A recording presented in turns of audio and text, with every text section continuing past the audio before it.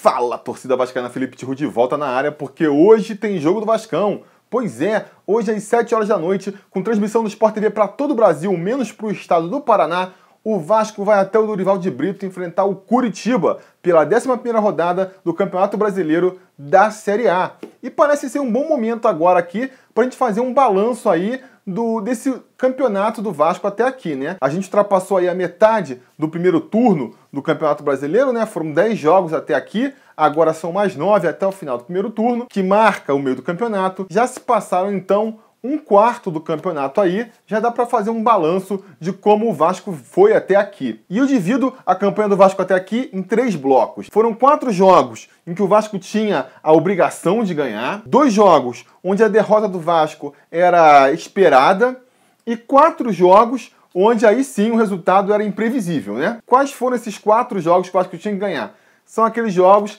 que fazem parte, né, como eu já falei aqui, dos 9 jogos imperdíveis do Vasco. Foi contra o Bahia, contra o Sport, contra o Avaí e contra o Atlético Goianiense em São Januário. Jogos que realmente o Vasco não podia perder, né? Não me entendam aqui, não tô querendo desmerecer a vitória do Vasco. O Vasco já em outros campeonatos perdeu esses jogos imperdíveis e por isso até que foi rebaixado algumas vezes. Então méritos para esse time que venceu esses jogos, né? E aí não importa como, não importa se foi sofrido, se foi com gol no final, se foi ali na conta do chá. O importante é que conseguiu os 3 pontos, né? E isso mostra aí uma certa solidez do time, pelo menos contra adversários mais fracos do campeonato. Não deixa de ser uma boa notícia. Agora, cria uma distorção lá em cima, né? O Vasco tá lá em 6º lugar, muito por conta dessas vitórias. Então cria uma distorção, a gente tem que ter consciência disso. Quais foram os 2 jogos que o Vasco já era meio que previsto que fosse perder? Quando jogou contra o Palmeiras e quando jogou contra o Grêmio fora de casa, né? Você pega 2 times grandes, jogando em seus estádios, com equipes que deixam eles como favoritos para o título. Se tem jogos que o Vasco pode perder no campeonato, são esses jogos, né? Tirando esses jogos, então, sobram 4 jogos. 2 em casa e 2 fora de casa.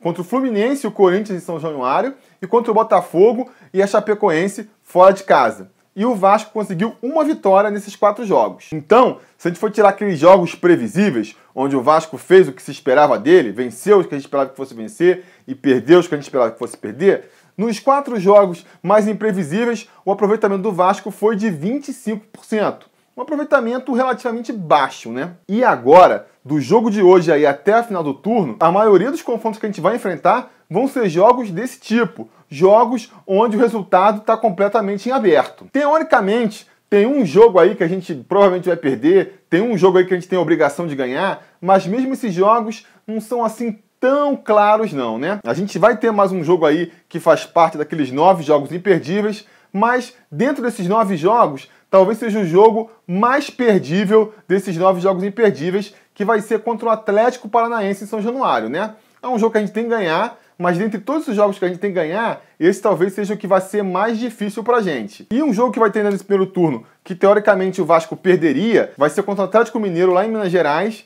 E assim, teoricamente é um jogo que a gente perderia, porque o Atlético Mineiro, teoricamente, seria um time grande postulando aí o título brasileiro, né? Só que eles têm derrapado, não têm feito uma campanha lá muito boa, então até esse jogo que teoricamente é difícil do Vasco ganhar, o Vasco tem chances de beliscar um pontinho ali, né? Mas tudo bem, vamos considerar que esses jogos vão acontecer como previsto. O Vasco vai perder o Atlético Mineiro lá em Minas Gerais e vai ganhar do Atlético Paranaense aqui em São Januário.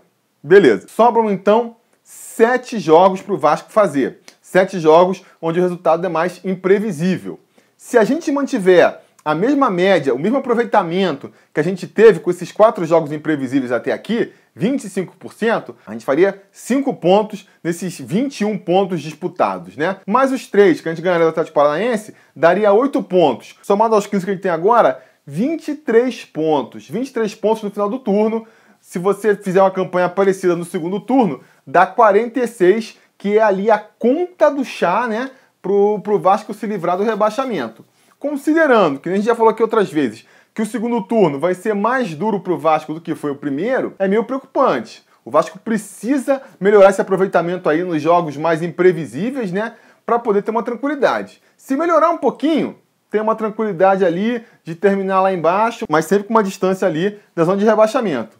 E se quiser pleitear, quiser poder passar o campeonato pelo menos sonhando com uma vaga na Libertadores, precisa melhorar bastante aí o aproveitamento, né? Tem que fazer esse aproveitamento chegar mais perto lá dos 50% aí nesses jogos imprevisíveis para a gente conseguir, né, pelo menos sonhar com uma vaga da Libertadores, se escapar ali e cair no nosso colo. Para isso, uma coisa que a gente precisa começar a fazer é pontuar fora de casa. O Vasco não fez um mísero pontinho sequer fora de casa, fora de São Januário até agora. Então hoje vai ter essa oportunidade aí, né? De voltar pelo menos com empate, a gente espera. Para isso, o Milton Mendes vai repetir o time que ele vem escalando aí nos últimos jogos, né? É o mesmo time que enfrentou o Botafogo aí, com a exceção aí do Luiz Fabiano, que está suspenso e vai ser substituído pelo Thales. O nosso treinador já informou, né? Milton Mendes, que começou o campeonato com um pensamento, foi mudando até chegar agora nessa ideia de repetir o time, né? Como é que ele começou? O Milton Mendes, quando ele veio pro Vasco, ele tinha um pensamento de fazer do Vasco uma equipe dinâmica, veloz, que combate a saída de bola, né? Ou seja, com muito dinamismo, muita velocidade, o que implica muita juventude, né?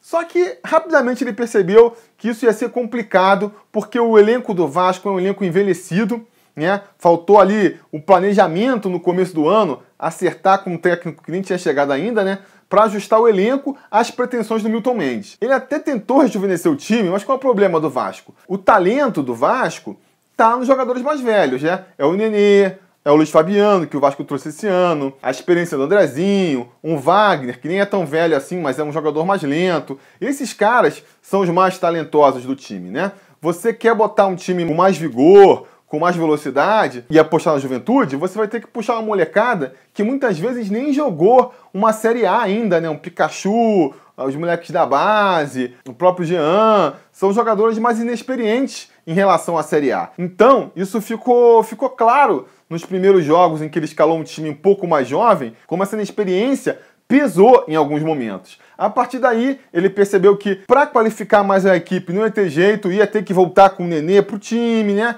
Para se somar ali com o Luiz Fabiano, que nunca chegou a sair, voltou a dar chance aí para Andrezinho, para Wagner, e teve que mudar. Nisso, ele teve que abrir mão daquela intensidade que ele pensava no começo, de um time abafando a saída do adversário, um time onde todo mundo marca. Ele teve que abrir mão disso para favorecer um pouco mais de técnica no time ali.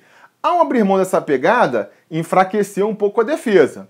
Então, o que ele passou a pensar? Bom, já que um time envelhecido diminui a pegada, diminui essa intensidade, quando eu for jogar fora pelo menos, que é quando o adversário vai pressionar mais a gente, eu não posso ficar tão exposto. Vou começar a jogar aqui numa tática que quando eu for jogar fora de casa, eu vou fechar um pouco mais a casinha ali, né? Tentou fazer isso jogando com 3 volantes, não funcionou. A defesa, apesar de ficar um pouquinho mais protegida, continuou exposta, e isso ao custo de enfraquecer muito o ataque. Então o que a gente viu nessas formações um pouco mais defensivas ali, foi um Vasco que não conseguia uma solidez na defesa e ficava completamente anêmico no ataque, né? Não criava nada no ataque. Então ele viu que não deu certo também. Tá indo agora então para sua terceira estratégia aí em relação a esse time, que é fazer um time base ali, que não chega a ser super sólido na defesa, mas consegue segurar as pontas ali contra adversários mais fracos e ofensivamente não tem talvez aquela intensidade que ele gostaria de ter, né? Aquela velocidade, mas tem uma técnica que permite que a gente chegue algumas vezes ali na cara do gol. Então forma aquele time ali meio naquele equilíbrio estável, né? Qualquer vacilo lá atrás pode tomar um gol, mas também, se tiver uma oportunidade na frente, pode fazer. Fica um imponderável, fica um imprevisível aí. Ele tá bancando nisso, apostando que insistindo no mesmo time, ou se não puder o mesmo time, pelo menos o mesmo esquema tático, né? O entrosamento entre os jogadores, eles assimilando mais o esquema, a qualidade do futebol vai melhorando aos poucos. É essa a aposta do Milton Mendes para hoje, e é por isso que ele vai escalar o Thales aí no lugar do Luiz Fabiano, tentando não mudar muito as características do time, né? Eu acho válido, acho uma tentativa válida.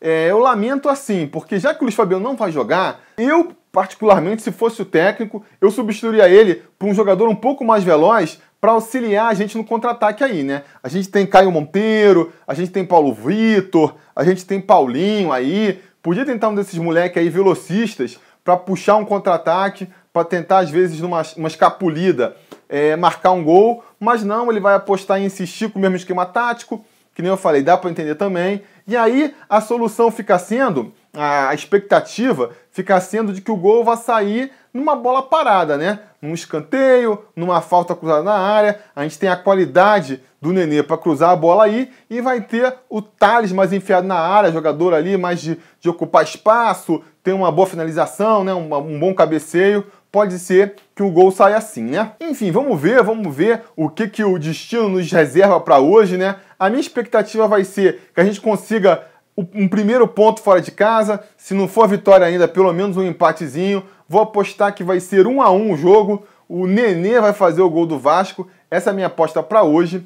Diga aí nos comentários qual a expectativa de vocês para o jogo, qual vocês acham que vai ser o placar do jogo, não é verdade? Não esqueçam de curtir aqui esse vídeo, assinar o canal caso vocês ainda não tenham assinado e de voltar depois do jogo, porque se tudo der certo, a gente vai voltar aqui para poder comentar o resultado. Beleza? Tá combinado? A gente vai se falando.